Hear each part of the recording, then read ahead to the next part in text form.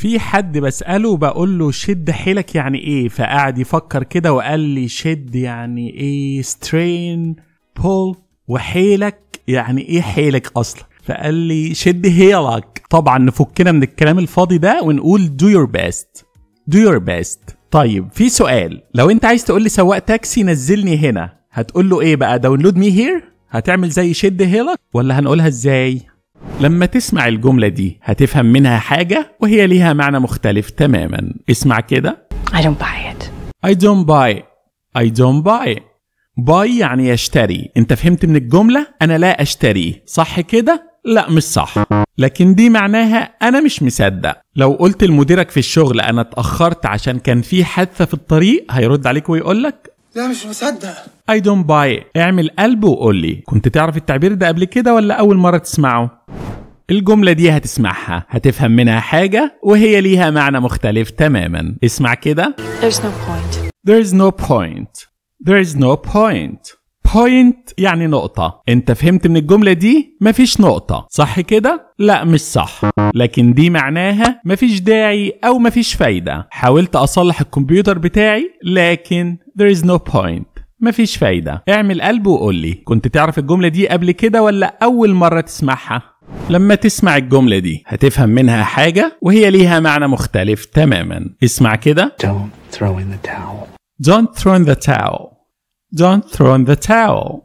throw يرمي، towel فوطة. انت فهمت من الجملة ما ترميش الفوطة، صح كده؟ لا مش صح، لكن دي معناها ما تستسلمش، ما تيأسش. اوعى تستسلم يا سلوى. Don't give up. اعمل قلب وقول لي معنى الجملة دي ايه؟ It's time to throw in the towel. الجملة دي هتسمعها هتفهم منها حاجة وهي ليها معنى مختلف تماما. اسمع كده.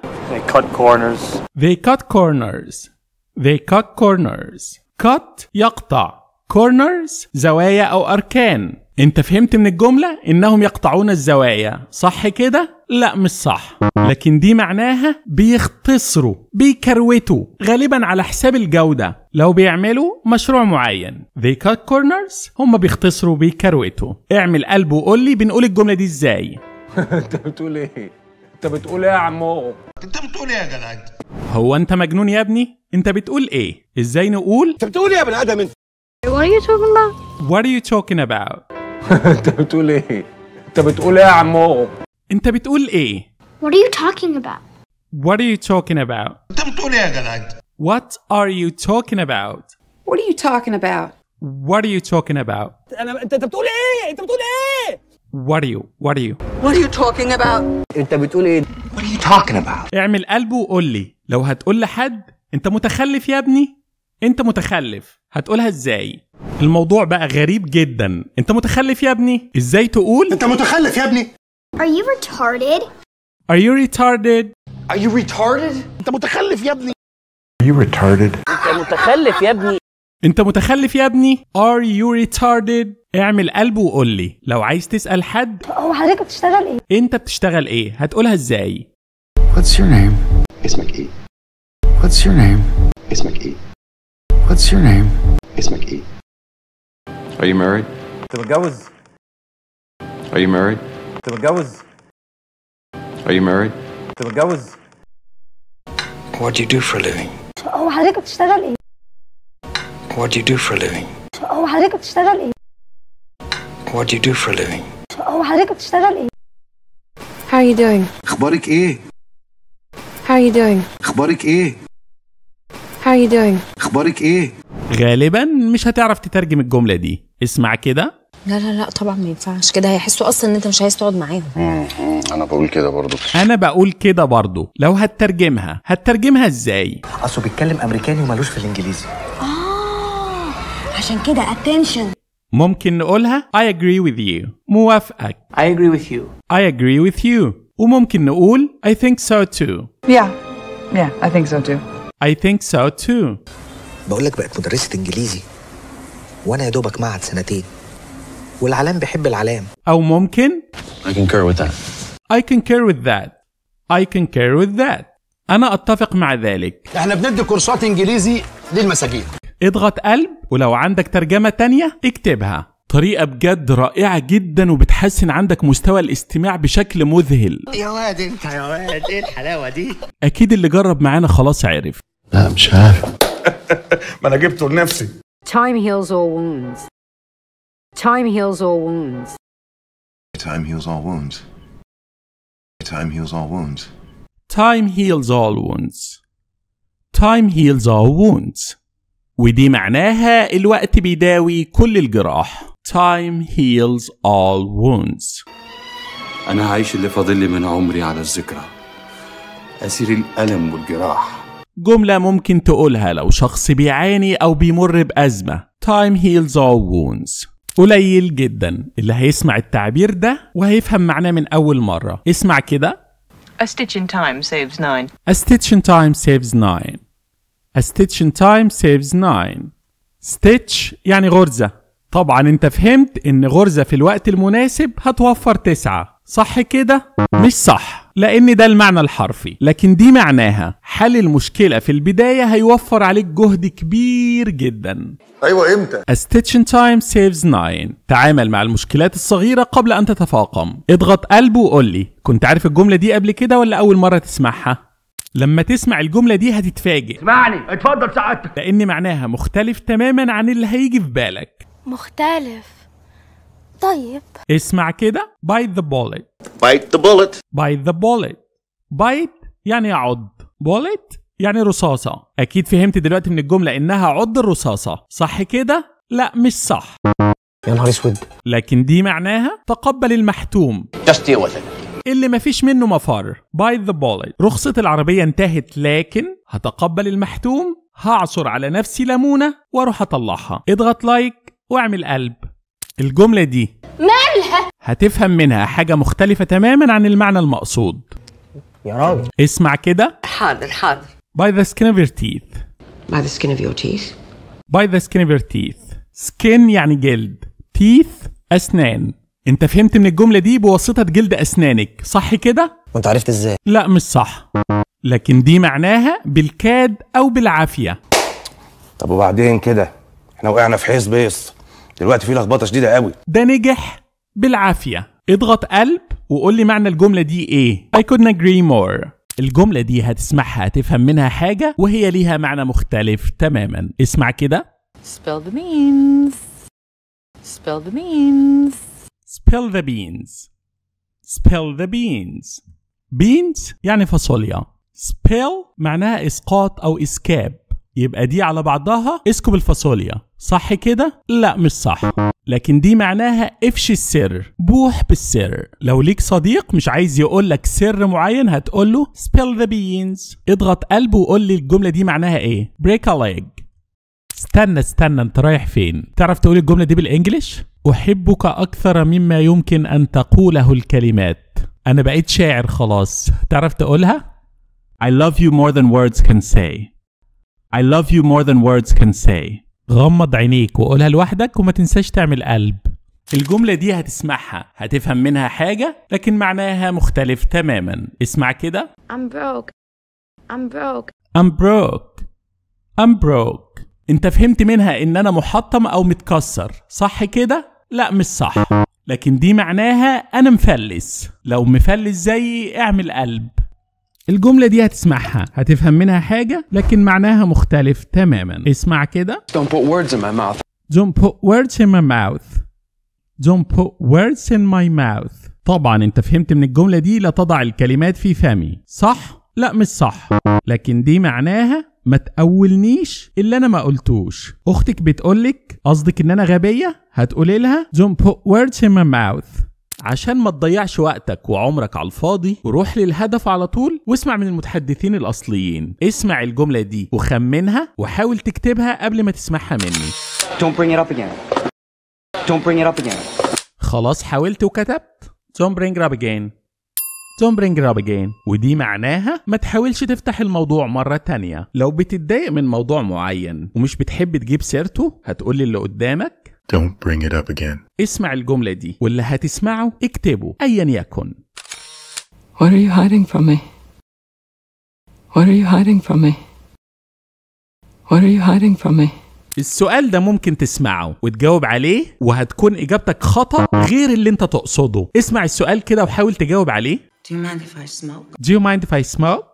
لو إجابتك بيس بس يبقى أنت كده مش عايز الشخص يدخن رغم إنك قلت يس، ولو قلت نو بس يبقى أنت كده بتقول للشخص دخن عادي. ليه؟ عشان السؤال do you mind عندك مانع، فلما أنت تقول يس يبقى كده يس عندي مانع، لما تقول نو لا ما عنديش مانع. حتى اسمع كده هو بيقول لها نو بليز وكأنه بيقول لها اتفضلي دخني. Do you mind if I smoke? No, please. Do you mind if I smoke? No, please. الجملة دي هتسمعها هتفهم منها حاجة وهي ليها معنى مختلف تماما. اسمع كده. Break a leg! Break a leg! Break a leg! Break a leg. طبعا انت فهمت منها اكسر رجل او كسر في الساق، حاجة شبه كده، صح؟ لا مش صح، لكن دي معناها حظ موفق. لو صديقك مثلا هيلعب ماتش كورة هتقول له break a leg، حظ موفق. ودلوقتي let's cut to the chase. ايه المقصود منها؟ اختار اجابة وما تنساش تعمل لايك. الجملة دي هتسمعها هتفهم منها حاجة وهي ليها معنى مختلف تماما. اسمع كده. Let's cut to the chase. Let's cut to the chase. Let's cut to the chase. chase يعني مطاردة، فانتوا فهمتوا منها دعونا نقطع المطاردة، صح كده؟ لا مش صح، لكن دي معناها خلونا نتكلم في صلب الموضوع، نتكلم الكلام المهم. Let's cut to the chase. لما شخص بيدور حوالين الموضوع ومش بيتكلم في المهم هتقول له Let's cut to the chase. طيب I smell a rat. ايه المقصود منها؟ الجملة دي هتسمعها هتفهم منها حاجة وهي ليها معنى مختلف تماما. اسمع كده. I smell a rat. I smell a rat. طبعا انت فهمت منها اني شامم ريحة فار، صح كده؟ لا مش صح، لكن دي معناها انا شاكك في الموضوع. الحكاية فيها ان شخص عرض عليك عرض مغري جدا لدرجة انه ما يتصدقش هتقول له I smell a rat، شاكك في الموضوع. طيب الجملة دي معناها ايه؟ bite your tongue. لو عرفتها اكتبها وما تنساش تحط لايك. بسأل ياسمين يعني ايه مفيش حلاوة من غير نار؟ قعدت تفكر. مفيش حلاوة there is no sweetness من غير نار without fire. ياسمين اللي انت بتقوليه ده كلام فارغ، قوليها بالشكل ده no pain no gain. مفيش مكسب من غير خسارة ومفيش حلاوة من غير نار no pain no gain. بسأل ياسمين وطي صوتك يعني ايه؟ من ساعتها بتفكر فيها ومحتاجة حد يساعدها. هتسمع العبارة دي ممكن تفهمها بطريقة وهي ليها معنى مقصود مختلف تماما. اسمع كده. Come again. Come again. Come again. Come again. انت فهمت منها تعالى مرة تانية، صح كده؟ لا مش ده المقصود، لكن هو عايز يقول عيد اللي انت قلته، كرر كمان مرة اللي انت قلته. مين هيقول المقصود من الجملة دي؟ I've never been better. هل المقصود منها اني حاليا بخير ولا مش بخير؟ الجملة دي هتسمعها هتفهم منها حاجة وهي ليها معنى مختلف تماما. اسمع كده. I've never been better. I've never been better. I have never been better. طبعا انت فهمت منها ان انا مش كويس، حالتي وحشة، صح كده؟ لا مش صح، على العكس تماما، دي معناها اني انا في احسن حالاتي، مفيش احسن من كده. مين يقول لي المقصود من الجملة دي؟ I couldn't agree more. معناها موافق ولا مش موافق؟ العبارة دي للوهلة الأولى ممكن تفهم منها حاجة وهي ليها معنى مختلف تماما. اسمع كده. I couldn't agree more. I couldn't agree more. I couldn't agree more.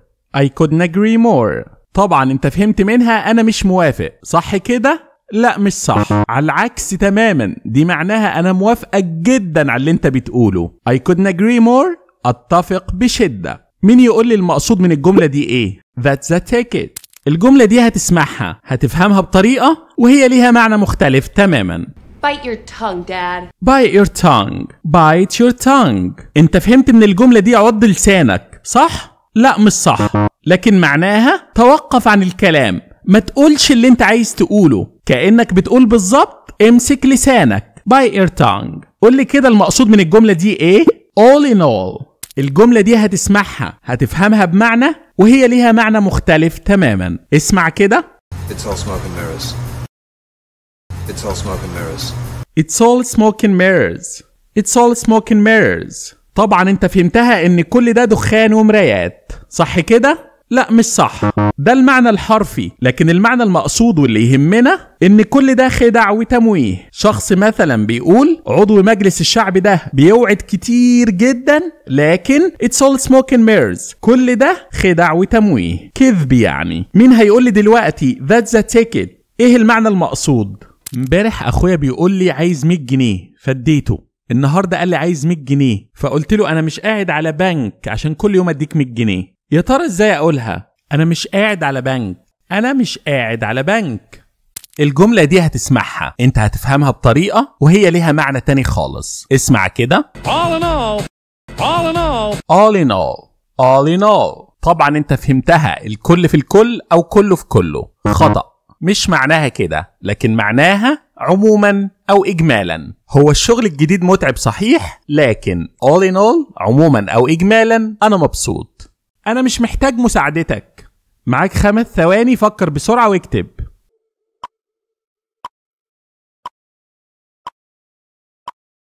ممتاز كده. I don't need your help. I don't need your help. اللي كتب أي إجابة تانية مفيش مشكلة طول ما هي صح. طيب كيف نقول زور الأمر حتى تصل إليه؟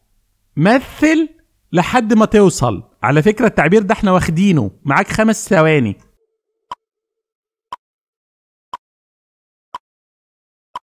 الجملة دي ممكن تسمعها من بنت تعمل لك كارثة وهي لها معنى تاني خالص. اسمع كده. I finally caught you with your pants down. I finally caught you with your pants down. I finally caught you with your pants down. ايه اللي انت فهمته من الجملة دي؟ هل فهمت منها اخيرا مسكتك وبنطلونك لاسفل؟ مش بقولك هتودينا في حتة تانية خالص؟ مش ده المقصود من الجملة، لكن معناها اخيرا مسكتك وانت متلبس بترتكب الجريمة. اختك مثلا كل يوم بتاكل الفرخة بتاعتك من التلاجة هتقول لها I finally caught you with your pants down. اخيرا مسكتك وانت متلبسة، مش حاجة تانية. وقع البنطلون.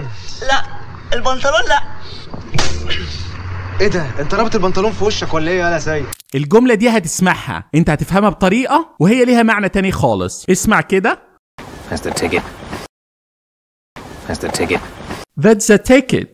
That's the ticket. طبعا انت فهمتها ان دي التذكرة صح؟ لا مش ده معناها، لكن معناها هو ده المطلوب. مثلا لو بتدور على نوع مربى معين في السوبر ماركت بقالك فترة طويلة ومش لاقيها، واول ما تشوفها that's the ticket، هو ده المطلوب. التعبير ده من التعبيرات اللي ممكن تفهمه بشكل خطأ. Are you following me؟ انت ممكن تفهمه هو انت ماشي ورايا؟ بتتبعني؟ تتعقبني؟ هل ده صح دايما؟ لا مش بالضرورة، لكن دي ممكن يكون معناها هو انت فاهم قصدي؟ معايا في الكلام؟ مركز انا بقول ايه؟ ولا تهت؟ لو بتشرح لحد حاجة معينة وحسيت انه سرح ممكن تقوله Are you following me؟ اعمل قلب وقول لي أول مرة تعرف المعنى ده ولا قديم بالنسبة لك؟